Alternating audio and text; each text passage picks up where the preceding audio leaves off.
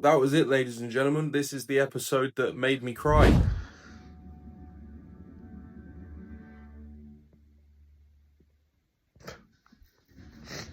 Fucking hell. I managed to somewhat hold it together up until this point, but oh my god, this episode, bro, where when Dr. Koreha shoots off the cherry blossom into the sky that Dr. Hiruluk gave her, like the pink pellets or whatever that made the snow turn pink, so it looked like a giant cherry blossom. Chopper saw that, and he saw that, Dr. Hiruluk's dream, really does live on. What he wanted to do. He wanted to make a cherry blossom to represent the healing of the Drum Kingdom. That was his whole life's ambition, was to do that.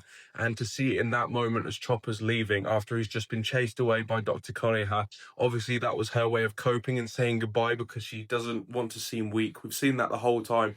Dr. Koreha clearly loves Chopper very dearly, but she didn't want to, she doesn't like crying, she doesn't like feeling sad. And I assume she also wanted to make Chopper feel ready to go to the sea. She wanted to make sure it was his decision. He wasn't just going to stay back with her if she said no. She wanted to make sure that he was ready for that.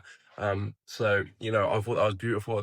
I thought this episode was super necessary for Dr. Koreha's character.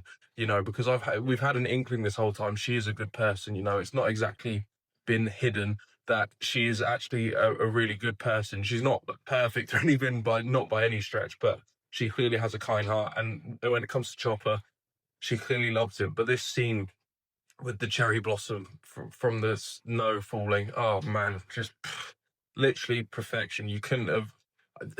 Oda is a genius storyteller. This whole story between Dr. Hiruluk and Chopper has been my absolute favorite of One Piece so far, or maybe any anime. This little story that's taken place over the last this arc, oh man, just literally perfection. I mean, it takes a lot for me to shed a tear over something, especially like watching a show, but this episode got me, it just did. And it wasn't just due to this moment in general, it was the whole build up to it and everything that it represents for Chopper and Dr. Hiruluk and their dreams and their bond and their friendship, and also Dr. Koreha, how her involvement in all of it and how she's been taking care of Chopper for these last 5 years or whatever, and now Chopper's going to get to go and live his dream and be a pirate with Luffy.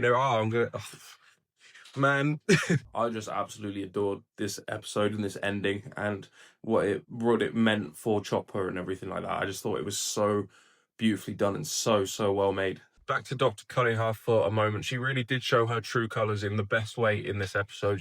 First of all, doing that for Chopper, I imagine at Dr. Hiruluk's request.